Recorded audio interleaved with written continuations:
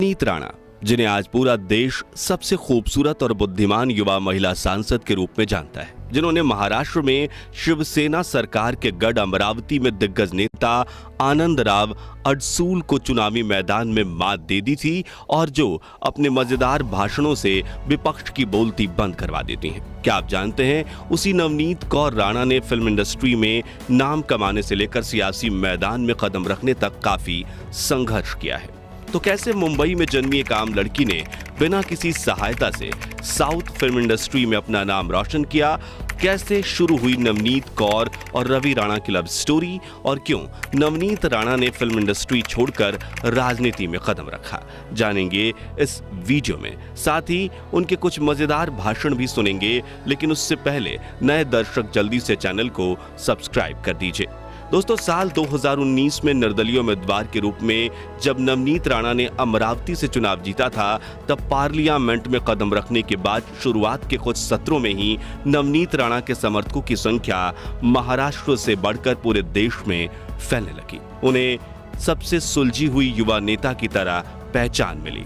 Hindi, English, Marathi, Punjabi और तेलुगु, इन 5 भाषाओं में नवनीत की काफी अच्छी पकड़ है, जिससे वो जनता के साथ कनेक्ट कर पाती हैं। वहीं वो बाकी भाषाएं बोलने की भी पूरी कोशिश करती हैं। जैसे कि पिछले साल अपनी प्रेसिडेंशियल थैंक यू स्पीच में नवनीत ने महाराष्ट्र की आदिवासी भाषा बोलने की कोशिश की थी। అలాగే सभी को मायचो बायचो डाइचो, అలాగే प्रधानमंत्री के राष्ट्रपति का सबू को सदन को राम राम राम राम। एक और गौर करने वाली बात यह है कि जहां नवनीत राणा के पति रवि राणा ने पिछले कुछ सालों में अमरावती में भारतीय जनता पार्टी का समर्थन करना शुरू किया है, वहीं निर्दलीय उम्मीदवार होने के बावजूद नवनीत राणा लोकसभा में बीजेपी का पक्ष लेते हुए देखी जाती हैं। और अपने इसी भाषण में नवनीत राणा ने पीएम मोदी की तारीफ करते हुए रूलिंग पार्टी के विपक्ष को जमकर धोया था। आप भी सुनिए। जब भी बोलते हैं तो यही चीजें टारगेट करते हैं कि मोदी जी को किस पॉइंट पे पकड़ना है, किस पॉइंट पे नहीं बोलना है। सर, मैं आपको इतना बताना चाहूंगी कि डिजिटल आज देश में अगर कोई लाया है तो ठेले वालों से लेकर, भाजी वालों से लेकर, बड़े व्यापारियों से लेकर, प्राइवेट सेक्टर में लेकर डिजिटल अगर कोई नॉन लोगों में कराए, रूरल एरिया में भी लोड गाड़ियों पे, ठेलों पर आज क्यूआर कार्ड करके स्कैन करके आप 50 रुपए 20 रुपए देना भी अगर किसी ने इस देश को सिखाया है तो वो मोदी जी ने ही सिखाया है। टैक्स ईमानदारी से अगर भरना है, अगर वो किसी ने सिखाया तो हमारे मोदी जी ने ही सिखाया है। वहीं उन्होंने राहुल गांधी की भारत जोड़ो यात्रा की भी जमकर खिल्ली उड़ाई थी। नवनीत ने कहा था कि आप भारत जोड़ो के लिए निकले थे, लेकिन भारत तो कभी टूटा ही नहीं। सर, वेरी इंपॉर्टेंट, क्योंकि हम देश के युवा एज ए रिप्रेजेंटेटिव है, ये बोलना बहुत जरूरी है। कई लोग भारत जोड़ने निकले थे। मुझे बताइए, भारत के इस देश के लोगों ने कभी भारत को टूटने दिया? कभी टूटने नहीं दिया। जो जोड़ने निकले थे ना, कोई चीज टूटी नहीं तो उसे जोड़ने कैसे निकल सकते हैं? ये पहला प्रश्न उनको मेरा है सदन के माध्यम से।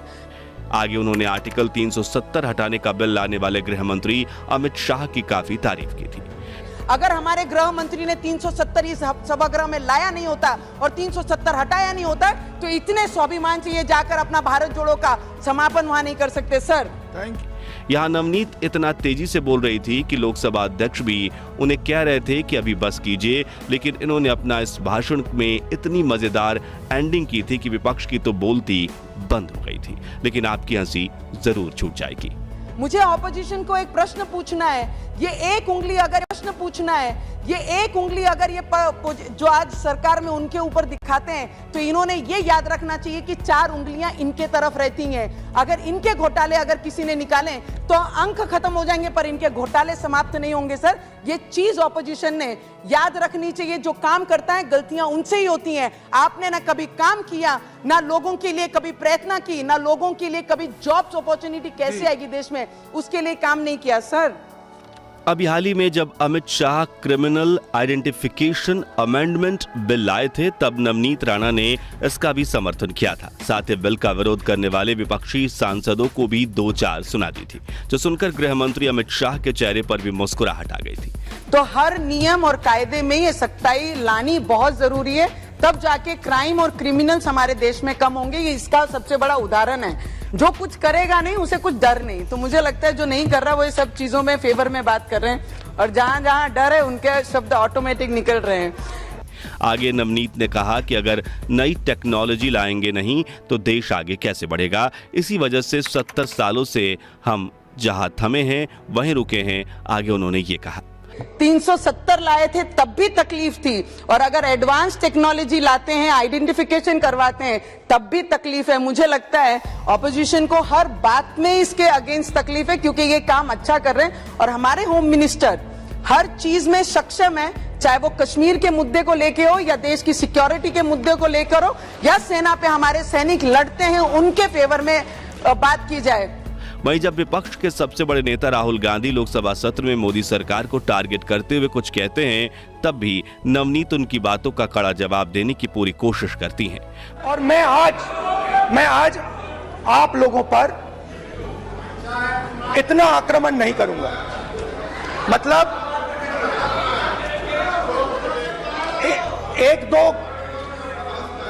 एक दो गोले जरूर मारूंगा, मगर इतना नहीं मारूंगा। तो आप रिलैक्स कर सकते हैं। जब अपने हक के लिए डॉक्टर बाबा साहेब अंबेडकर ने हमें लड़ना सिखाया है, अपने हकों के लिए रोड पे आकर अपनी आवाज बनना सिखाया है, वही आवाज जब महिलाएं एसटी महामंडल की महाराष्ट्र में उठा रही थी, तो वो महिलाओं को उठाकर लॉकअप में करीबन 1 महीना उन्हें सड़ने के लिए फेंक दिया गया था। तब ये विपक्ष कहां गया था? तब ये विपक्ष ने मौन धारण क्यों किया था? ये चीजें भी इनको उत्तर देना चाहिए।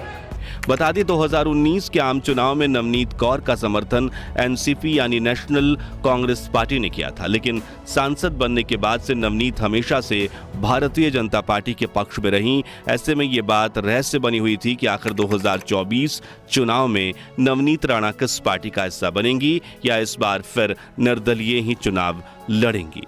लेकिन अब इस रहस्य से पर्दा उठ चुका है, क्योंकि 28 मार्च 2024 के दिन नवनीत राणा से officially Bharatiya Janata party join कराई गई और पार्टी ने उन्हें अमरावती से लोकसभा चुनाव का टिकट भी दे दिया है। चलिए अब जानते हैं साउथ की लोकप्रिय अभिनेत्री बनने से लेकर लोकसभा सांसद बनने तक की नवनीत कौर राणा की पूरी कहानी विस्तार से। दोस्तों, लोकसभा की सबसे खूबसूरत सांसद माने जाने वाली नवनीत कौर राणा का जन्म 6 अप्रैल 1985 के दिन मुंबई के एक पंजाबी परिवार में हुआ था। उनके पिता एक आर्मी ऑफिसर थे। अब सपनों के शहर मुंबई में रहते हुए एक्टिंग का चस्का ना लगे तो ये हो ही नहीं सकता। लिहाजा नवनीत ने 12वीं कक्षा की पढ़ाई पूरी करते ही फिल्मी दुनिया में कदम रखा। नवनीत ने अपने करियर की शुरुआत मॉडलिंग से की थी, जिसके बाद उन्होंने 6 म्यूजिक वीडियोज में काम किया, जिसमें उनकी एक्टिंग को कई डायरेक्टर्स ने सराहा। देखते ही देखते महज 17 साल की उम्र में नवनीत को कन्नड़ फिल्म दर्शन में ब्रेक मिला, जिसके अगले साल उन्होंने सीनू वसंती लक्ष्मी और सुथ्रुवु जैसी 2 तेलुगु फिल्मों में काम किया। ये तीनों फिल्में 2004 में बड़े पर्दे पर रिलीज हुई, जिसके बाद नवनीत ने कभी पीछे मुड़कर नहीं देखा। अपनी खूबसूरती से लाखों लोगों को कायल करने वाली नवनीत को साउथ में कन्नड़, तेलुगु, तमिल और मलयालम फिल्मों में काम करने का मौका मिला। 2005 में फिल्म चेतना दी एक्साइटमेंट से नवनीत ने हिंदी फिल्म इंडस्ट्री में भी कदम रखा। बॉलीवुड की दुनिया में ये नवनीत की पहली और इकलौती फिल्म थी। उनकी ये फिल्म बॉक्स ऑफिस पर बुरी तरह से पिट गई थी, तो नवनीत ने फिर से साउथ की तरफ रुख किया, जहां हर साल नवनीत की 3 से 4 फिल्में तो जरूर रिलीज होती थी। एक्टिंग के साथ नवनीत को योग में भी काफी दिलचस्पी थी। वो नियमित रूप से बाबा रामदेव की योग शिविर में जाती थी। साल 2009 में ही ऐसा एक योग शिविर नवनीत की मुलाकात होती है उनके पति रवि राणा से, जो उस वक्त महाराष्ट्र के अमरावती जिले के बडनेरा सीट से निर्दलीय विधायक यानी कि एमएलए थे, और यही नवनीत की लाइफ का टर्निंग पॉइंट था। जब नवनीत और रवि के प्रेम कहानी के बारे में जानने से पहले रवि राणा के बारे में भी जानना जरूरी है। साल 2009 में रवि राणा पहली बार बडनेरा सीट से विधानसभा चुनाव जीते थे। उस वक्त उन्होंने नेशनल कांग्रेस पार्टी के विधायक को चुनौती दी और चुनावी मैदान में धूल चटा दी, और तब से लेकर रवि राणा बडनेरा के विधायक सीट पर ऐसे चिपक कर बैठे हैं कि उन्हें आज तक वहां से कोई नहीं हिला पाया। अमरावती में रवि राणा को फ्लैक्स कुमार के नाम से जाना जाता है, क्योंकि वो फ्लैक्स पोस्टर पर अपना फोटो लगवाकर प्रचार करते हैं। रवि को भी योग में काफी दिलचस्पी थी और वो अक्सर योग गुरु रामदेव की शिविर का आयोजन कराते थे। और 2009 में बडनेरा के एमएलए बनने के बाद रवि ऐसे ही एक योग शिविर में पहुंचे, जहां उनकी मुलाकात नवनीत कौर से हुई। दोनों ने पहली ही नजर में एक दूसरे को पसंद कर लिया और मोबाइल नंबर एक्सचेंज किया, जिसके बाद मुलाकातें होने लगी और दोनों को एक दूसरे से प्यार हो गया।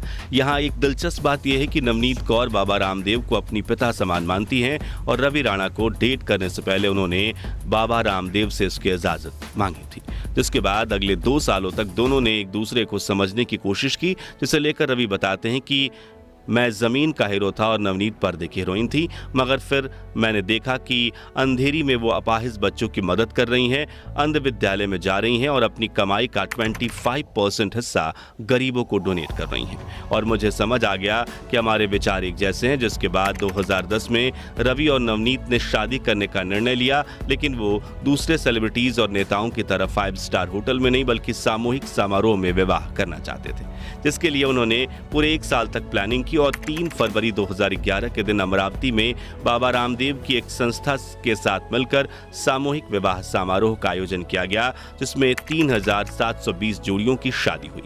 इनमें एक जोड़ी नवनीत और रवि की भी थी। इस सामूहिक विवाह समारोह में दूल्हे की 7 किलोमीटर लंबी बारात निकाली गई थी और खुद स्वामी रामदेव ने नवनीत और रवि की शादी के मंत्र पढ़े थे, जिसके बाद नवनीत कौर बनी नवनीत राणा। बता दें कि नवनीत फिल्म इंडस्ट्री की पहली ऐसी एक्ट्रेस थी जिसने सामूहिक समारोह में शादी की थी, इसलिए नवनीत और रवि की शादी काफी सुर्खियों में थी।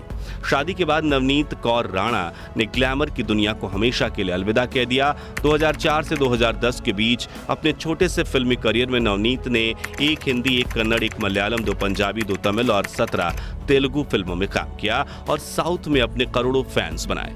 अब फिल्मी जगत छोड़ने के बाद नवनीत बडनेरा के कई अहम फैसले लेने में अपने पति की मदद करने लगी। तभी उन्हें एहसास हुआ था कि मुझे भी राजनीति में आकर देश के लिए कुछ करना चाहिए।